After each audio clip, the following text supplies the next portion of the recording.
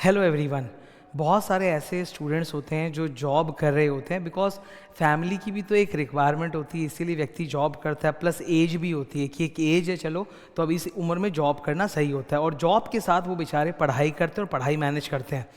बहुत से स्टूडेंट्स मैं आपको बता रहा हूँ, एंड सीएमए ही नहीं, सीएमए बोल लो, सीएस बोल लो, सीए बोल लो, एमबीए बोल लो, बहुत सारे स्टूडेंट्स हैं जो जॉब करने के साथ साथ पढ़ाई करते हैं। तो आज की ये वीडियो उनके लिए कि जॉब के साथ आप कैसे अपने एजुकेशन को मैनेज करोगे। ठीक है, सारी ट्रिक्स बताऊंगा, टिप्स बताऊंगा, अच्छे से बताऊंगा, प्यार से।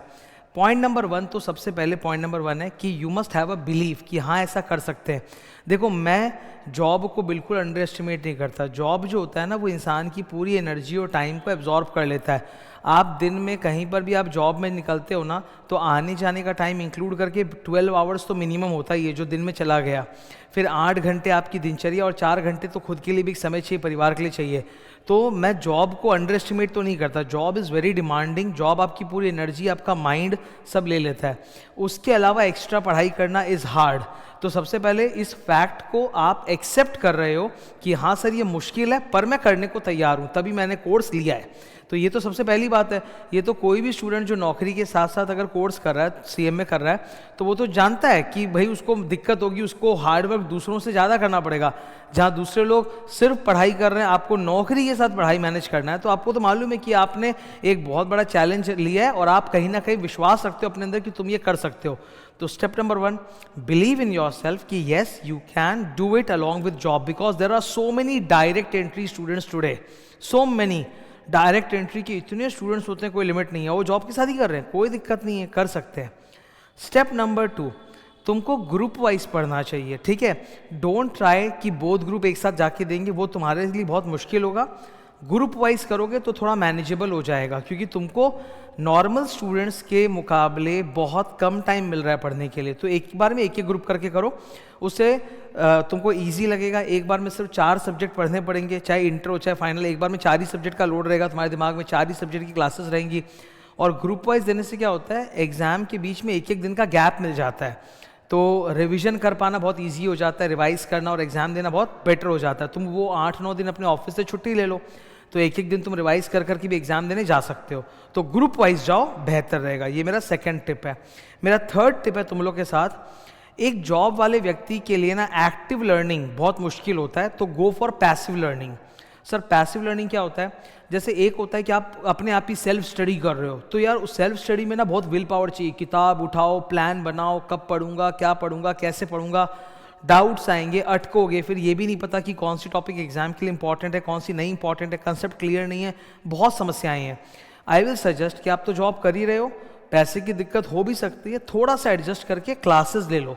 जो भी सब्जेक्ट्स हैं उनके प्लीज़ अपने दोस्तों से बात करके, जो भी अच्छे अच्छे टीचर्स हैं उनकी क्लासेस ले लो। क्लासेस से बहुत फ़ायदा होता है। आपका जो एक सेल्फ स्टडी में जो 12 घंटे में होता है ना, वो क्लास में 2 घंटे में हो जाता है। और तुम्हारे लिए सबसे ज़रूरी है कि कम टाइम में ज़्यादा पढ़ो। तो तुम अगर क्लासेस लेके पढ़ोगे तो उससे 2-3 फ़ायदे होते हैं। नंबर 1, तुमको मालूम है कि किताब उठा के टेंशन नहीं लेना। लेक्चर सुनना है किसी टीचर का, मोबाइल पे या लैपटॉप में या मोबाइल पे ले लोगे तो और अच्छा है। रास्ते में आते जाते भी, अपने ऑफिस में आने जाने में 1-1 घंटे का तो 2 घंटे का टाइम, तो उसमें भी सुन सकते हो। तो कम से कम दिन में 1 लेक्चर तो देख ही पाओगे, है ना। आप सोचो ज़रा कि अगर 4 सब्जेक्ट है और हर सब्जेक्ट में लेट्स से 60 लेक्चर्स है, तो 64 240, तो 240 लेक्चर्स है। वो एक एक लेक्चर करके एक एक दिन होता चलेगा। Have a long term plan.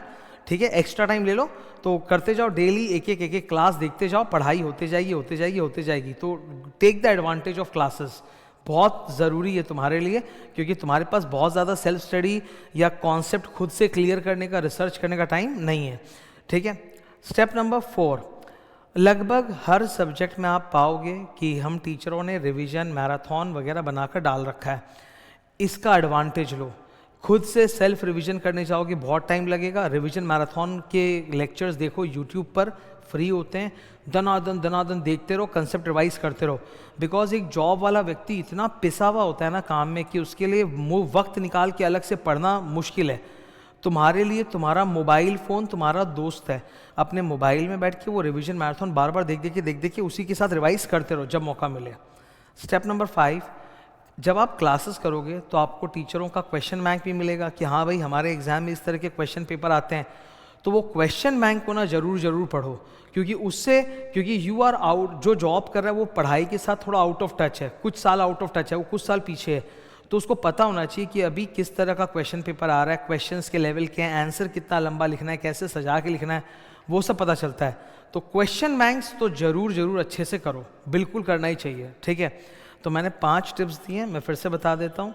Tip number 1, believe in your self that you can do it. Yes I know it's a struggle along with the job, but believe in yourself कि हाँ भाई, मैं दिन में आगे पीछे के time पर, सुबह या शाम या जिस दिन कोई छुट्टी मिल जाएगा उस दिन मैं एन्जॉय नहीं करूँगा, मैं डिसिप्लिन के साथ पढ़ाई करूँगा। आज की दी हुई सैक्रिफाइस, कुर्बानी, वो कल अच्छे नतीजे लाएगी लाइफ में, ठीक है। नंबर 2, ग्रुप वाइज अटैक करो। नंबर 3, पैसिव लर्निंग, मतलब तुम क्लासेस ले लेके ज़्यादा देखो कंपेयर टू सेल्फ स्टडी, उससे ईजी हो जाएगा। नंबर 4, रिविजन मैराथन के बहुत सारे यूट्यूब वीडियोस हैं, just go on and on, devour them, पूरा एकदम खा जाओ उसको, बहुत फ़ायदा होगा। नंबर 5, क्वेश्चन बैंक को बहुत इज्जत से सीरियसली करो, उससे फ़ायदा होगा डायरेक्टली एग्जाम में। सो ये 5 टिप्स आप फॉलो करोगे तो आपके लिए जॉब के साथ पढ़ाई करना भी मैनेज हो जाएगा। एक बार जीवन में बहुत कष्ट होता है, पर जब डिग्री मिल जाती है तो डेफिनेटली तुमको इसका एडवांटेज ज़रूर मिलेगा। All the best.